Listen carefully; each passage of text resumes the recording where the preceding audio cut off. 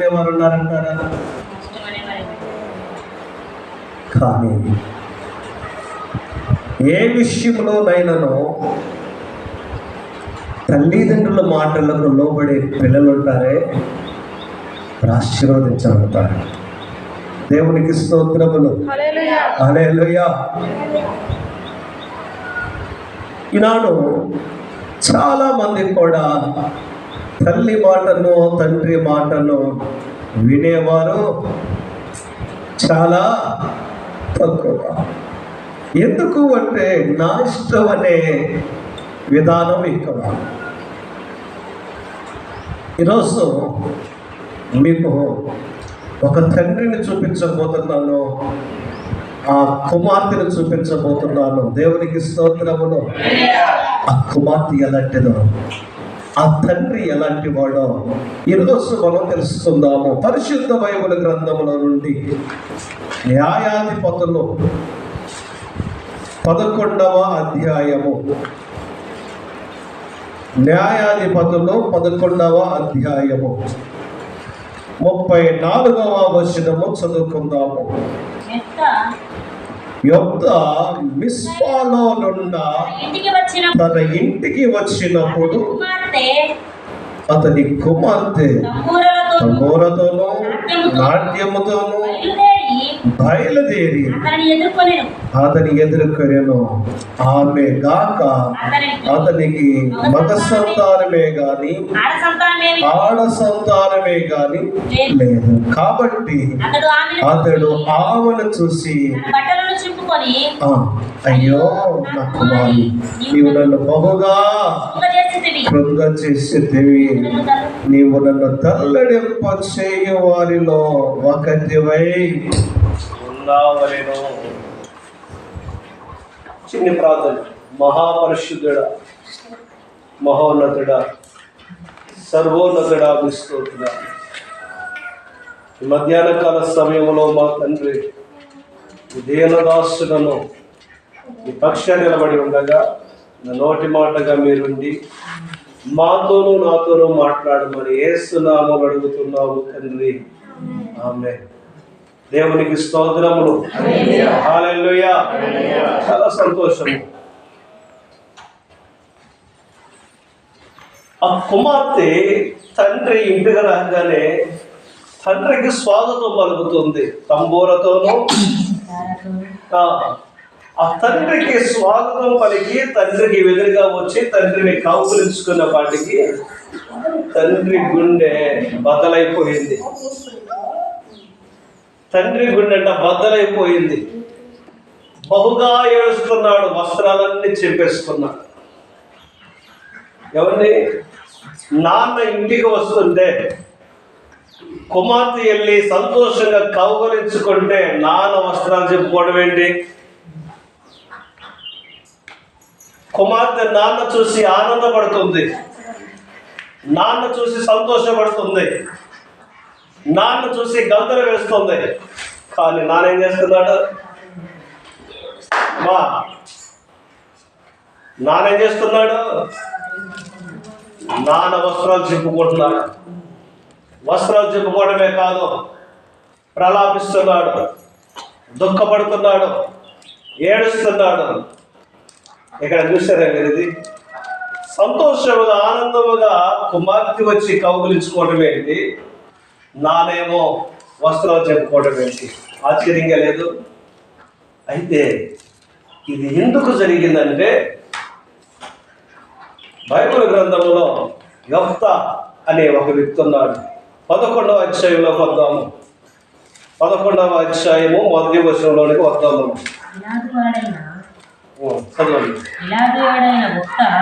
గిలాదు వాడైన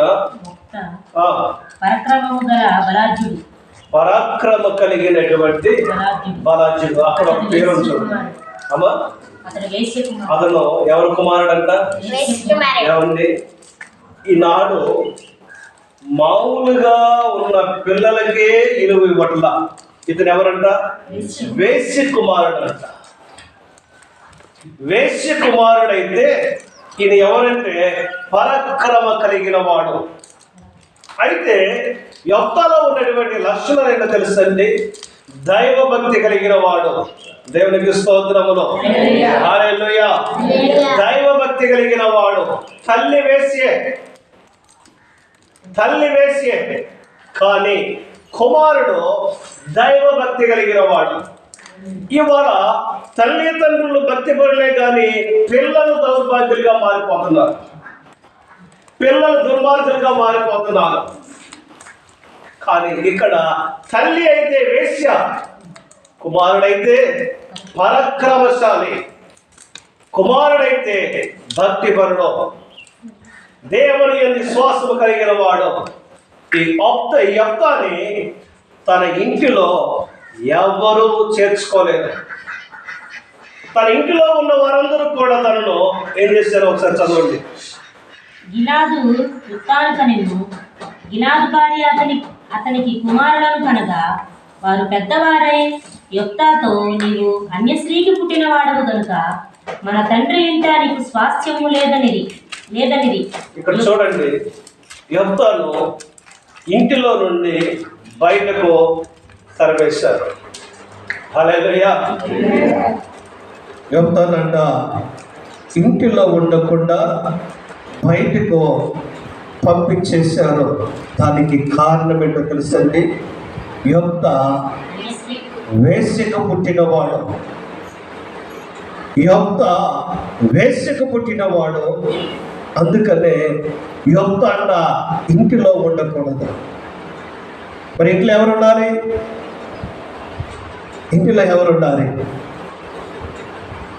ఇప్పుడు అతను వేసిగా పుట్టవచ్చు, కానీ ఆయన మనిషా కాదండి, మానవుడా కాదా? తనకు హృదయం ఉంటుందా ఉండదా? మనస్సు ఉంటుందా ఉండదా? ఉండదా? అయితే యొప్తాను తన ఇంటిలో లేకుండా తన సహోదరులందరూ కూడా బయటికి తరిమేశారు. ఒంటరి వాడైపోయాడు. ఏం చేయాలో తెలియదు. కానీ చదువుకుందాము. తన సహోదరుల యొద్ద నుండి పారిపోయి తోపు దేశమున నివసింపగా అల్లరి జనము యొప్తా యొద్దకు వచ్చి అతనితో కూడా సంచరించుచుండెను. కొంతకాలమైన తరువాత అమ్మోని అక్కడ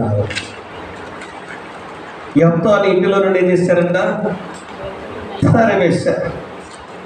ఇప్పుడు తరిమేస్తుంటే ఆయన ఏం చేయాలి? పారిపోయాడు తట్టుకోలేక. వారు మాటలతో అవమానపరిచారు, చేతులతో గాయపరిచారు.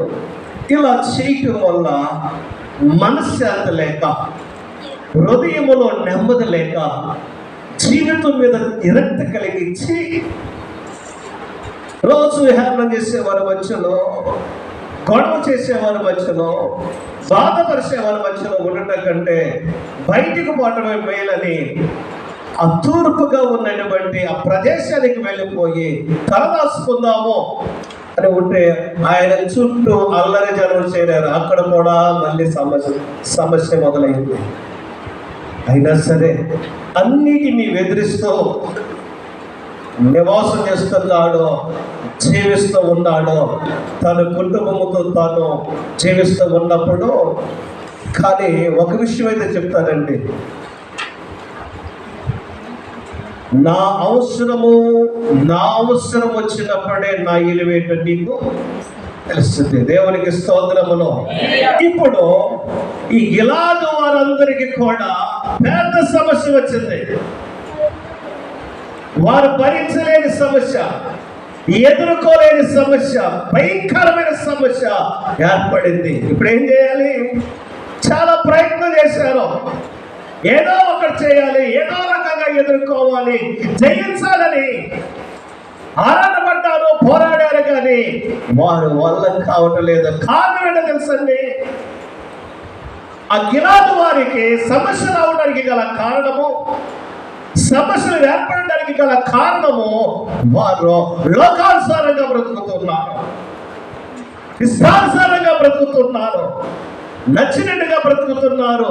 వారి జీవితాలు తెలియాలంటే 10వ అధ్యాయం చదివితే వారి జీవితాలు ఎలా ఉన్నాయో అర్థమైపోతాయి. ఎందుకని వారికి సమస్యలు వస్తున్నాయి,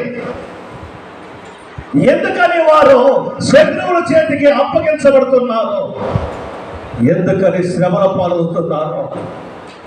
ఎవరు కొడుకంటైనా వేశ్య కొడుకు పడ్డాడు, దూషించారు, రకరకాలుగా ఆయనను బాధ పెట్టారు. కానీ తనలో ఉన్నటువంటి దైవ భక్తిని విడిచిపెట్టలేదు. చాలాసార్లు మనం అంటాము, నీ భారం యెహోవా మీద మోపు అంటారు. ఇప్పుడు మన భారాలు ఎవరి మీద మోపాలి? దేవుడి మీద మోపాలి. అలాగే యోబ్తా కూడా తనకున్న సమస్యలు, బాధలన్నీ కూడా దేవుని మీదే మోపాడు. దేవునికి స్తోత్రములు. హల్లెలూయా. అమ్మా, ఈ మాట జాగ్రత్తగా వినండి. యోబ్తా వేశ్యకు పుట్టితే పుట్టొచ్చు, కానీ యోబ్తా తన బిడ్డలను దైవ భక్తిలో పెంచాడు. హల్లెలూయా. యోబ్తా తల్లి వేశ్యే. యోబ్తా తల్లి వేశ్యగానే ముద్రించబడింది. యోబ్తా కూడా వేశ్యకు కొడుకు అని ముద్రించబడ్డాడు. కానీ యోబ్తా తన కుటుంబాన్ని బట్టికి భయభక్తుల్లో పెంచడం ఉంచాడు. దేవునికి స్తోత్రములు. హల్లెలూయా. ఈనాడు మన పరిస్థితులు ఏమైనా కావచ్చు, మన స్థితిగతులు ఏమైనా కావచ్చు, కానీ మన పిల్లలను బట్టికి దైవ భక్తిలో పెంచాలి. హల్లెలూయా. హల్లెలూయా. మన పిల్లలను బట్టైనా సరే మనకు గౌరవం రావాలి. ఇక్కడ యోబ్తా దైవభక్తి కలిగిన వాడు, దేవుడంటే నమ్మకము కలిగిన వాడు, దేవుని మీద ఆధారపడిన వాడు. ఇప్పుడు చూడండి, కొంతకాలము గడిచిన తర్వాత 4వ వచనం చదువుకుందాము. కొంతకాలమైన తర్వాత అమ్మోనీయులు ఇశ్రాయేలుతో యుద్ధము చేయగా, ఇశ్రాయేలుతో యుద్ధము చేసినందున గిలాదు పెద్దలు టోపు దేశము నుండి యోబ్తాను రప్పించుటకు పోయి, నీవు వచ్చి మాకు అధిపతివై ఉండుము. దేవునికి స్తోత్రములు. హల్లెలూయా. ఇందాకేమన్నారంటే, నువ్వు వేశ్యకు పుట్టావు, వేశ్య కొడుకువి, మా జనములో ఉండడానికి కుదరదు, మా ఇంటిలో ఉండడానికి కుదరదు, మాతో పాలిపందులు పొందుకోవడానికి కుదరదు, నువ్వు బయటికి పోవాల్సిందే అని మేడ పట్టుకొని కెట్టేశారు. ఇప్పుడు అంటారు, నీవు వచ్చి మాకు అధిపతిగా ఉండు అంటున్నారు. దేవునికి స్తోత్రములు. హల్లెలూయా. దేవుడు ఎక్కడికి పంపిస్తాడు తెలుసా? తృణీకరించబడిన రాయిని దేవుడు మూలరాయిగా మారుస్తాడు. ఎక్కడైతే తృణీకరించబడతామో అక్కడే ఆశీర్వాదకరముగా మారుస్తాడు. హల్లెలూయా. యోబ్తాను అందరూ తృణీకరించారు. గ్రామము తృణీకరించింది, ప్రాంతము తృణీకరించింది, ప్రజలు తృణీకరించారు. ముద్ర వేశారు. ఏ ముద్ర? వేశ్యకు పుట్టినవాడు, వేశ్యకు పుట్టినవాడని అందరూ ముద్రేశారు. నిజంగా ఒక వ్యక్తిని అలా బాధ పెడుతుంటే హృదయం ఎంత గాయపడిందో చూడండి, ఎంత నొచ్చుకుంటుందో చూడండి. అలాంటి పరిస్థితుల్లో కూడా ఆయన అన్నిటినీ దిగమింగుకున్నాడు. చాలా కన్నీరు వచ్చాడు. అయ్యో, తల్లి చేసిన తప్పులు బట్టి నేను అవమానాలను ఎదుర్కోవాల్సి వస్తుంది. నా తల్లి ఆ పని చేయకపోతే ఈరోజు నేను వేల ముందు దోషిగా చేసిందేమో తల్లి తప్పు, నిందల వచ్చేదేమో కొడుకు. సరే, తల్లి ఏదో తప్పు చేసిందని వారి వదిలిపెడతా అస్తమానము జ్ఞాపకం చేస్తున్నారు. వేసక పుట్టాడు, మా ఇంటిలో ఉండడానికి వీలు లేదు, మా గ్రామంలో ఉండడానికి వీలు లేదు, మా ప్రాంతంలో ఉండడానికి వీలు లేదని మేడ పట్టుకొని గెంటేశారు. అలాంటి పరిస్థితుల్లో కన్నీరును కాల్చుకుంటూ దుఃఖమును మింగుకుంటూ ఏం చెయ్యాలో అర్థము కాక తన భార్యను ఎండబెట్టుకొని తన బిడ్డను ఎండబెట్టుకొని వేరే ప్రాంతానికి వెళ్ళిపోయి తల దాచుకొని బ్రతుకుతుంటే దేవుడు అంటాడు, పనికి రాని దానిని పనికొచ్చే పాత్రగా చేస్తానంటున్నాడు. పెంట కుప్పల మీద నుండి పేదలను పైకెత్తువాడు నేనే. హల్లెలూయా, హల్లెలూయా. ఎందరూ అందరూ కాదనుకున్నారు, అందరూ త్రసిస్తారు. కానీ ఇశ్రాయేలీయుల్లో పెద్దలందరూ కూడా బయలుదేరారు. కానీ వారందరూ కూడా యుద్ధాలు చేశారు కానీ గెలవలేకపోతున్నారు. యుద్ధాలు చేస్తున్నారు, అమ్మోనియల మీద యుద్ధాలు చేస్తున్నారు కానీ గెలవలేకపోతున్నారు. అమ్మా, ఈనాడు చాలా మంది ఫైట్ చేస్తూ ఉంటారు సాతాను మీద, కానీ గెలవలేకపోతున్నారు. ఏంటో తెలుసా? వారిలో ఉన్న భక్తిహీనత, వారిలో ఉన్న అవిశ్వాసాలను బట్టి అపవాదిని జయించలేని వారు చాలా మంది ఉన్నారు.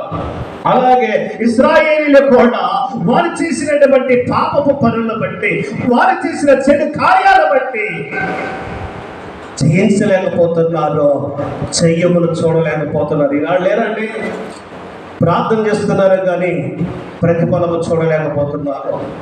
ప్రార్థన చేస్తున్నారు కానీ సమస్యలు జయించలేకపోతున్నారు. కారణం అవిధేయత, కారణం భక్తిహీనత. అలాగే ఇశ్రాయేలు ప్రజలు కూడా ఉంటే అప్పుడు వారికి దేవుడు బయలుపరిచిందో తెలుసా? ఒరే, మీరందరూ కూడా పాపము చేసి కృపను కోల్పోయారు. ఇప్పుడు మీరు విజయం పొందాలంటే, మీరు గెలవాలి అంటే, మీ జీవితాలు బాగుపడాలంటే, మీ కుటుంబాలు బాగోవాలంటే, ఇదిగో మేడబెట్టి గెంటేశారే, వేశ్యకు పుట్టాడని ముద్రేశారే, వాడి దగ్గరికి వెళ్ళండి, వాడు తీసుకురండి. వాడు ఎవడో తెలుసా? నేను ఏర్పాటు చేసుకున్నవాడు. హల్లెలూయా.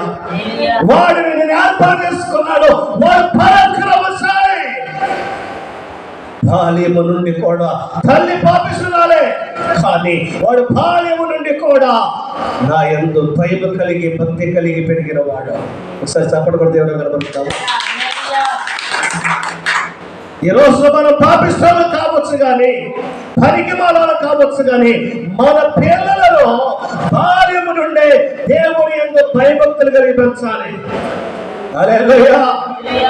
మనం ఎలాంటి వారిమైనా కావచ్చు, మన పిల్లలు గొప్పవారిగా కనబడాలి సమాజంలో. మన పిల్లలు సమాజంలో ఆశీర్వాదకరంగా మారాలి. అందరూ ముద్రేశారు కానీ ఆ ముద్ర వేయబడిన వాడే పరాక్రమశాలని దేవుడు జ్ఞాపకం చేస్తున్నాడు. దేవుని నామానికి మహిమ కలుగును గాక. ఆ పరాక్రమశాలి దగ్గరికి వచ్చి వాళ్ళంటారు, అమ్మోనీయులు ఇశ్రాయేలుతో యుద్ధము చేసినందున గిలాదు పెద్దలు తోబు దేశమందు యెఫ్తాను రప్పించుటకు పోయి, నీవు వచ్చి మాకు అధిపతివై ఉండుమో. అమ్మోనీయులతో యుద్ధం చేయి, మాకు అధిపతిగా ఉండు, మమ్మల్ని కాపాడు అని ఇప్పుడు యెఫ్తా దగ్గర ఒక కాళ్ళ బేరానికి ప్రతిఫలాలనుకుంటారు. ఒకప్పుడు హేళన చేయబడ్డాడు, దూషించబడ్డాడు, అవమానపరచబడ్డాడు. ఏ రోజు నుండి ఆ రోజు నుండి ఆయన ఏ రోజు కూడా ప్రార్థన మానలేదు. హేళన చేయబడ్డాడు, దూషించబడ్డాడు, అవమానపరచబడ్డాడు, బాధ పెట్టబడ్డాడు, గాయపరచబడ్డాడు, కానీ ఏం మానలేదండి? ప్రార్థన మానల. భక్తిని కోల్పోలా, విశ్వాసాన్ని కోల్పోలా, నమ్మకాన్ని కోల్పోలా. దేవుని యందు ఎప్పుడు కూడా భయభక్తులు కలిగి ఉంటే ఆ తృణీకరించబడిన వాడిని, ఆ వేరు చేయబడిన వాడిని ఇప్పుడు చూడండి, ఇంటిలో నుండి గెంటేశారు. జాగ్రత్తగా వినండి అమ్మా, ఇంటిలో నుండి గెంటేశారు. ఇప్పుడు ఎక్కడ తీసుకొస్తారో చూడండి. ఇంట్లో నుండి గెంటేశారు. ఇంట్లో నుండి గెంటేసిన తర్వాత ఇప్పుడు అందరూ వెళ్ళి, నువ్వు తప్ప మాకు దిక్కు లేదా, నువ్వు తప్ప మాకు దిక్కు లేదయ్యా, నువ్వు తప్ప మమ్మల్ని కాపాడేవాడెవడో లేడు, అధిపతిగా నువ్వే ఉండాలని ప్రతిమలాడుతుంటే చెప్తా అంటాడు. ఎందుకు అలా మాట్లాడతారు అంటే, లేదయ్యా నోరు జారామో అన్యాయంగా మాట్లాడాము అని ఆ యొప్తా దగ్గర వారు ప్రతిమలాడుకొని అక్కడి నుండి ఆయన తీసుకొని వచ్చేసారు. అప్పుడు అమ్మోనీయుల రాజుతో ఈయన మాట్లాడుతూ ఉన్నాడు, నీకు మాకు సమస్య ఏమీ లేదు, నువ్వు మా చోలుకు రావద్దు, మేము నీ చోలుకు రామని ధైర్యంగా మాట్లాడుతూ ఉంటే ఆయన చాలా ఘాటుగా సమాధానం ఇస్తుంటే ఈయన కూడా ఘాటుగా సమాధానము ఇవ్వటం ప్రారంభించాడు. ఈయన కూడా ఘాటుగా సమాధానం ఇస్తూ ఆయన అంటాడు, చదువుదామా?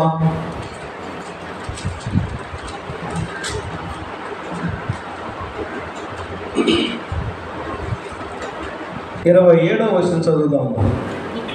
ఇట్లుండగా నేను నీ ఎడల తప్పు చేయలేదు కానీ నీవు మా మీదకి యుద్ధములకు వచ్చుట వలన న్యాయాధిపతి అయిన యెహోవా నేడు ఇశ్రాయేలుకును అమ్మోనీయులకును న్యాయము తీర్చును గాక. దేవునికి స్తోత్రములు అని ఆయన మాట్లాడి, ఇప్పుడు యుద్ధానికి సిద్ధం అవ్వాలండి. ఎవరి కోసం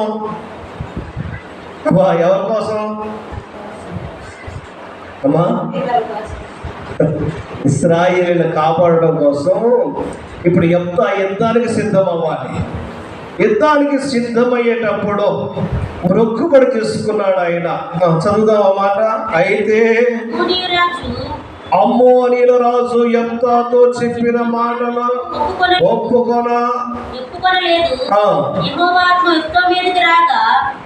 అతడు గిలాదులోను మనష్షేలోను సంచరించుచు గిలాదు మిస్సే నుండి అమ్మోనీయుల యొద్దకు సాగారు. అప్పుడు యెఫ్తా యెహోవాకు మొక్కుకొనెను, ఇట్లనగా నీవు నా చేతికి అమ్మోనీయులను నిశ్చయముగా అప్పగించిన యెడల నేను అమ్మోనీయుల యొద్ద నుండి క్షేమముగా తిరిగి వచ్చినప్పుడు నన్ను ఎదుర్కొనుటకు నా ఇంటి ద్వారము నుండి బయలుదేరి వచ్చుదేదో అది యెహోవాకు ప్రతిష్ఠితమగు దహన బలిగా దాన్ని నర్పించెదను.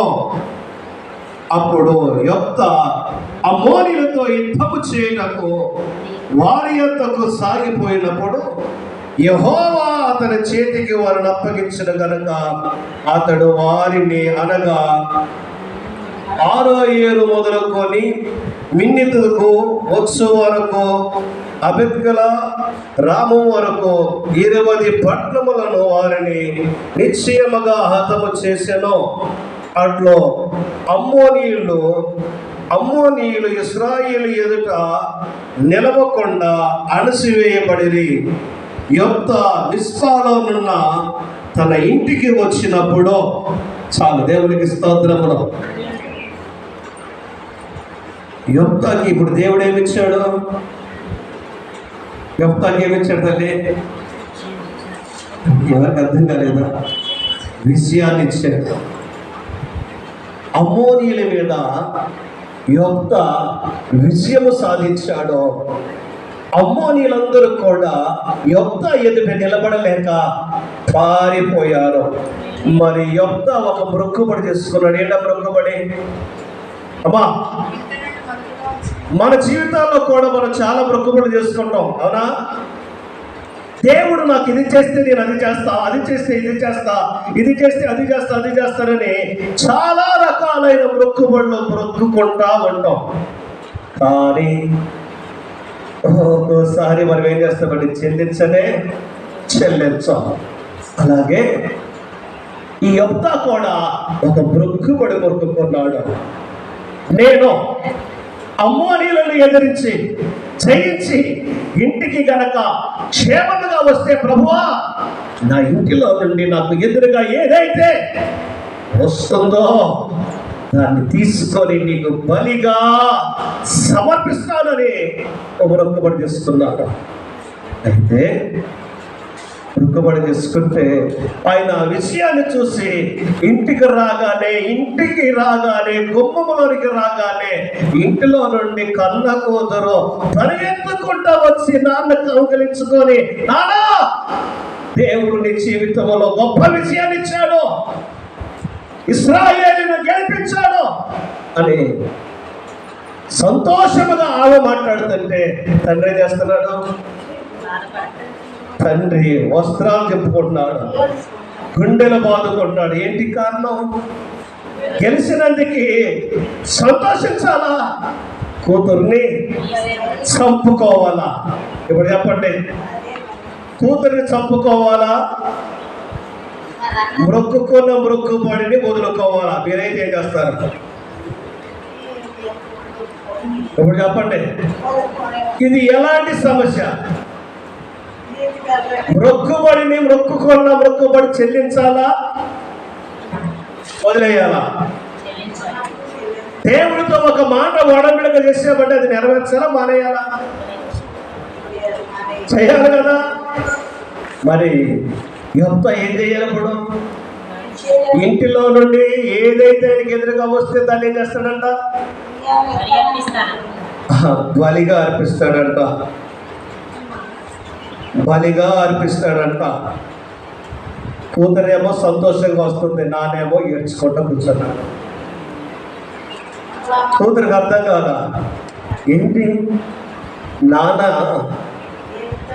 నాన్నెళ్ళి గెలిచి ఇంటికి వస్తే సంతోషంగా నా తండ్రిని నేను ఎదుర్కొంటే సంతోషించాల్సిన పోయి ఏడుస్తున్నాడేంటి? కూతురు ఆ నాన్న అడుగుతుంది, నాన్న ఎందుకు నాన్న ఏడుస్తున్నావు? దేవుడు ఎంత గొప్ప కార్యం చేస్తే నువ్వు ఎందుకు నాన్న ఏడుస్తున్నావు? ఎందుకు నాన్న ఏడుస్తున్నావు అని కూతురు అడుగుతుంటే నాన్న అంటాడు, అమ్మా ఎందుకు ఏడుస్తున్నానంటే దేవుడు గెలిపించాడు, నేను ఎక్కడ కోల్పోతానో అని ఏడుస్తాడు. నన్ను కోల్పోవటం ఏంటి నాన్న? ఎందుకని అలా మాట్లాడుతున్నావంటే ఏమి లేదమ్మా, నేను దేవునికి ఒక మొక్కుబడి చేసుకున్నాను. దేవా, నేను యుద్ధానికి వెళ్తున్నాను, నా ప్రజల్ని గెలిపిస్తే, నా శత్రువులు కనుక ఓడిపోతే, మాకు విషయాన్ని ఇస్తే, నా ఇంటిలో నుండి ఏదైతే ఎదురుగా వస్తుందో అది నీకు బలిగా అనిపిస్తానని నేను మొక్కుబడి చేసుకున్నా నాన్న, అమ్మ అని కూతురు చెప్తే కూతురు అంటది, ఎందుకు నాన్న ఏడుస్తావో? ఎందుకు నాన్న ఏడుస్తావో? ఎందుకు నాన్న ఏడుస్తావో? నువ్వు మొక్కుకున్న మొక్కుబడి చెల్లించు. నువ్వు మొక్కుకున్న మొక్కుబడి చెల్లించు నాన్న. తండ్రి గుండె బద్దలైపోయింది, ముక్కలైపోయింది. ఏం చేయాలో అర్థం కాల. ఒక్క కూతురు, మగ పిల్లవాడు కానీ ఆడపిల్ల కానీ లేనే. ఈనాడు తండ్రి మాటకు వినిపించే కుమార్తెలు కానీ కుమారులు కానీ ఎంతమంది ఉన్నారండి? దేవుని మాట, దేవుడికి చేసిన వాగ్దానం అంట పాడకూడదు. ఇక్కడ చెప్పండి, ఆ కూతురు అంటది, నానా నువ్వు మొక్కుకున్న మొక్కుబడి నెరవేర్చు, నేను సిద్ధం, నా దేవునికి అర్థంగా నేను మారిపోతాను. ఉన్నారా? నాడు కూతుర్లు, కొడుకులు ఉన్నారా? నాడు ఇస్సాకును దేవుడు బలి అడిగాడు అబ్రహామును. ఇస్సాకు కూడా అడుగుతున్నాడు, అన్నా బలర్పించడానికి కట్టెలు తీసుకొచ్చావు, కత్తి తీసుకొచ్చావు, నిప్పు తీసుకొచ్చావు, ఏదిరా బలి పశువు, ఏదిరా బలి పశువు అని అడుగుతుంటే ఓ పక్కన చేతులు కడతనే ఉన్నాడు, కట్టెల మీద పండుగ పెట్టాడు. ఆ కొడుకు అంటాడు, నానా అది ఇచ్చేయ్. కట్టెల మీద పడుకొని కొడుకుంటున్నాడు. నానా దేవుడు నిన్ను అడిగాడుగా, ఇచ్చేయ్ అని ఇక్కడ కొడుకుంటున్నాడు. అక్కడ ఎంత కూతురంటుంది, నానా దేవుడికి నువ్వు మొక్కుకున్న మొక్కుబడి చెల్లించు అంటాడు. ఏంటమ్మా నువ్వు ఎలా మాట్లాడుతున్నావంటే, ఆ కూతురు అంటది, నా నాన్న కంటే, నా నాన్న మాట కంటే నాకేది. ఈనాడు చాలా మంది కూతుర్లు తండ్రులు సంబంధాలు మాట్లాడి వస్తే కూతుర్లు సంబంధాల్లో చెడగొట్టి అవమానాలు పాలు చేస్తున్నారు. తల్లిదండ్రులను రోడ్డుకి ఇడుస్తున్నారు. లేనిపోని ప్రేమ పేడని చెత్త చెదరంతా భూయించుకొచ్చి అమ్మానాలను బజారులో అమ్ముతున్నారు. అలాంటి కూతురు కాదు గొప్ప కూతురు. తల్లిదండ్రులకు కళంకము తెచ్చే కూతురు కాదేవిడా. దైవ భక్తిలో పెంచబడిన కుమార్తె. అంటాడు, నీ కుటుంబంలో నీ కూతురు కావచ్చు, నీ కొడుకు కావచ్చు, ఎలా పెరుగుతున్నారు? తండ్రి మాట వినేవారు ఎంతమంది, తల్లి మాట వినేవారు ఎంతమంది. ఎంత కుమార్తె, ఎంత అవమానం తేలా. చూడండి, అక్కడ తల్లి వేసే కానీ యొక్క తల్లి వేసే కానీ యొక్క పరిశుద్ధుడు, భక్తిపరుడు, దేవుని యందు భయం కలిగిన వాడు, భక్తి కలిగిన వాడు. ఎంత ఏ భక్తిలో పెరిగాడో తన కూతురు కూడా అదే భక్తిలో పెరిగింది. ఆ కూతురు అంటుంది, నాన్న మొక్కుకున్న మొక్కుబడి చెల్లించు, నేను సిద్ధం. ఉన్నారంటారు ఇవాళ. ఈనాడు తల్లిని మోసం చేసేవారు, తండ్రిని మోసం చేసేవారు. కానీ ఈ కూతురు అలాంటి కూతురు కాదు. చదువుదామా కింద ఇంకేముందో 34వ వచనం మరొకసారి చదువుతున్నాం. మిస్పాలో ఉన్న తన ఇంటికి వచ్చినప్పుడు తన కుమార్తె తంబూరతోనూ నాట్యముతోనూ బయలుదేరి అతని ఎదుర్కొనేను. అతనికి మగ సంతానమే ఆడ సంతానమేమీ లేదు. కాబట్టి అతడు ఆమెను చూసి తన బట్టలను చింపుకొని, అయ్యో నా కుమారి, నీవు నన్ను బాగుగా కృంగచేసితివి, నన్ను కల్లడింపచేయు వారిలో నేను యెహోవాకు మాట ఇచ్చున్నాను కనుక వెనుక తీయలేననగా ఆమె నా తండ్రి యెహోవాకు మాట ఇచ్చి. ఇక్కడ అక్కడ ఉన్నది తండ్రి అంటాడు, యెహోవాకు నేను యెహోవాకు మాట ఇచ్చి ఉన్నాను కనుక వెనుక తీయలేననగా ఆమె నా తండ్రి యెహోవాకు మాట ఇచ్చి ఉంటివా,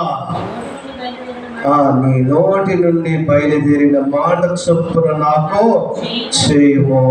యెహోవా నీ శత్రువులైన అమోరీల మీద పగ తీర్చుకొని ఉన్నాడని అతనితో నేను. ఇక్కడ చూడండి, యుక్త కుమార్తె నువ్వు యెహోవాకు మాటిచ్చావా? అయితే నెరవేర్చు, మాట నెరవేర్చుకో. ఇప్పుడు తండ్రిలో ఎంతమంది తలదించుకోవట్లా మాటిచ్చి? తండ్రులు ఎంతమంది తలదించుకోవట్లా బయట మాటలు ఇచ్చి? అయ్యా, ఒక్కోసారి చాలా మంది మొఖాలు కూడా చూడకుండా సంబంధాలు కైకి తీసుకొస్తా ఉంటారు. ఏడుకు వచ్చేపాటికి ఏమంటారు, నేను చేసుకోను. ఏమ్మా ఎందుకు తీసుకోవు? నేను చేసుకోనంటే చేసుకోను. ఎందుకని? ఏదో ఒక కారణం, ఏదో ఒక వంక ఇలా చెప్తారు. ఇలా చెప్పేవాడు బాగుపడతారా? బాగుపడరు. ఏదో ఒక చెప్తారు, ఏదో ఒకటి చెప్పుకొచ్చి తల్లిని తండ్రిని అవమానపరుస్తారు.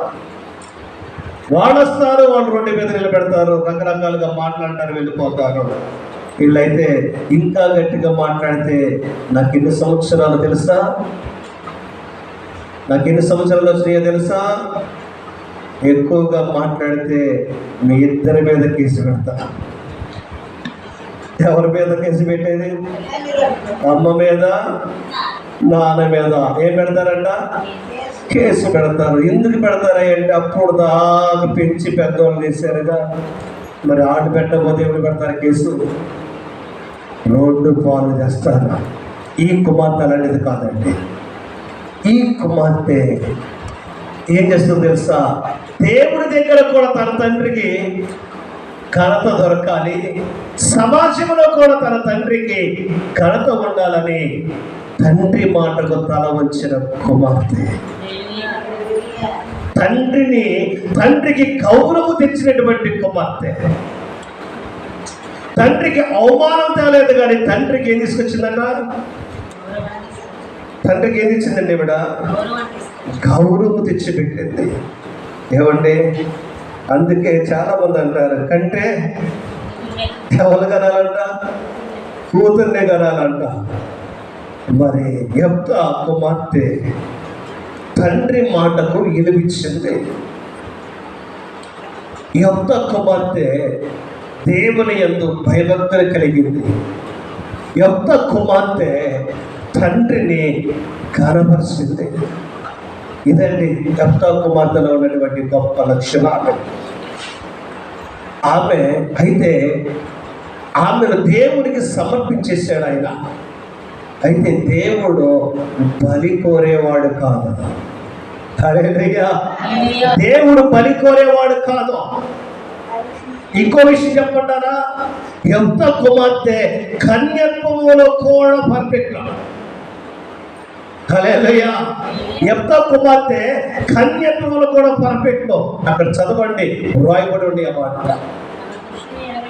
ఆమె ఎప్పుడు కూడా యథార్థవంతురాలో నిజాయితీ పరురాలని రాయబడి ఉంది అక్కడ. ఆమె దేవునికి సమర్పణగా సమర్పించబడింది కాబట్టి, దేవుడు బలి కోరుకునేవాడు కాదు కాబట్టి ఆమె దేవునికి సమర్పణగానే మిగిలిపోయింది. దేవునికి స్తోత్రములు. హల్లెలూయా. 40వ వచనం చదవండి, ఆఖరి మాట. ఆమె పురుషుని ఎరగలేదు. ప్రతి సంవత్సరమున ఇశ్రాయేలు కుమార్తెలు 4 దినములు గిలాదు దేశస్థుడైన యెఫ్తా కుమార్తెను ప్రసిద్ధి చేయుటకద్దు. ఇక్కడ మనం చూసినట్లయితే ప్రతి సంవత్సరము 4 దినాలు యెఫ్తా కుమార్తెల గురించి అక్కడ ఇశ్రాయేలు కుమార్తెలందరూ కూడా ఏం చేస్తారంట? ఆమె ఎంత గొప్పదో అక్కడ ప్రసిద్ధి చేస్తూ ఉంటారంట. ఈనాడు నేను కూడా ఒక మాట చెప్తాను. మన ఇంటిలో ఉన్నటువంటి మన గురించి, మన కుమార్తెల గురించి, మన కుటుంబాల గురించి అనేకులు గొప్పగా చెప్పుకునే కుటుంబాలుగా మారును గాక. ప్రతి ఒక్కరూ యెఫ్తా కుమార్తెల వలె పెరుగును గాక. కాబట్టి ప్రియ దేవుని సంగమా, యెఫ్తా కుమార్తె ద్వారా యెఫ్తాకి చాలా గౌరవం వచ్చింది, చాలా ఘనత వచ్చింది. యెఫ్తా మాట తప్పలేదు. యెఫ్తా కుమార్తె కూడా యెఫ్తాకి ఎక్కడ కూడా అవమానము తేలేదు. చెప్పచ్చు, నువ్వే తండ్రి అసలుకి మనిషి వాపసు నన్ను బలిస్తానంటావు, మాట్లాడచ్చు. కానీ ఒక్క మాట కూడా మాట్లాడకుండా తండ్రి మాటకు విధేయురాలుగా ఉంది. తండ్రికి గౌరవం తీసుకొచ్చింది. అంతకంటే ఆస్తి ఏముంది? గౌరవానికి మించిన ఆస్తి ఏదైనా ఉందా? అవమానం కంటే గౌరవం గొప్పది కదండి. డబ్బు కంటే కూడా గౌరవం గొప్పది కదా. ఆ గౌరవాన్ని తెచ్చిపెట్టింది కూతురు.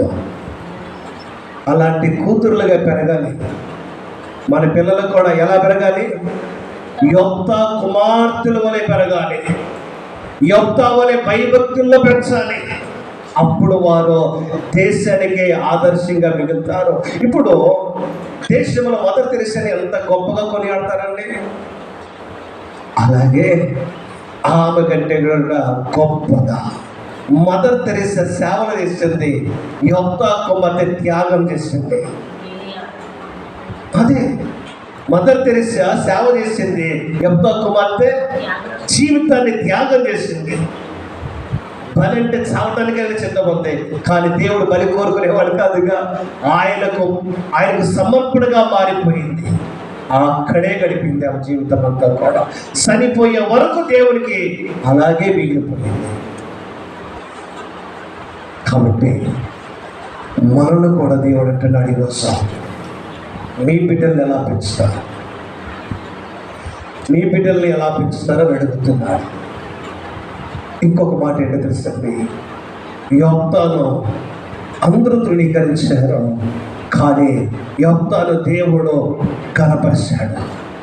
యెఫ్తాలో ఉన్నటువంటి గుణ లక్షణాలను బట్టి యెఫ్తాకు దేవుడు గొప్ప ఘనతనిచ్చాడు, తన కుటుంబానికి గొప్ప ఘనతనిచ్చాడు. అలాగే మీకు మీ కుటుంబాలకు దేవుడు గొప్ప ఘనతను అనుగ్రహించును గాక. ఆమేన్. తనలో వచ్చండి, కళ్ళు మూసుకొని చిన్ని ప్రార్థన.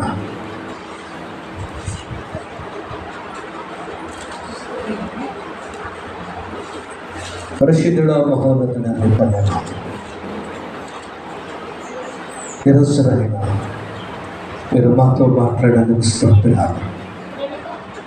యెఫ్తా అవమానపరచబడ్డాడు, గేలి చేయబడ్డాడు, మెడపట్టి గెంటి వేయబడ్డాడు, కానీ ఆ యెఫ్తాతోనే గొప్ప కార్యాలు చేయించామయ్యా. మీ అందు భయభక్తులు కలిగి ఉన్న ప్రతి ఒక్కరిని కూడా మీరు దీవించే దేవుడుగా నాయన. తల్లి వేసే కానీ కుమారుడు భక్తిపరుడు, కుమారుడు చాలా భక్తిపరుడు. ఆ భక్తిని బట్టి అదే భక్తి తన బిడ్డలకు కూడా నేర్పించాడు, తన కుటుంబానికి నేర్పించాడు మా తండ్రి. అలాగే ఈరోజు ఈ వాక్యం విన్న ప్రతి ఒక్కరూ కూడా బిడ్డలకు నాయనా, బిడ్డలను దైవభక్తులు పెంచి కృపను దయచి, తల్లిదండ్రులు ఎలాంటి వారైనా సరే బిడ్డలు గొప్పవారిగా ఉండాలంటే, గొప్పవారిగా పెరగాలంటే నాయన బాల్యం నుండి భయభక్తులు నేర్పించే కృపను ప్రతి ఒక్కరి తల్లికి తండ్రికి దయచేయమని, ప్రతి ఒక్కరు కూడా యెఫ్తా కుమార్తెల వలె పెరిగే కృపను అనుగ్రహించమని యేసు నామములో అడుగుతున్నాము తండ్రి. ఆమేన్.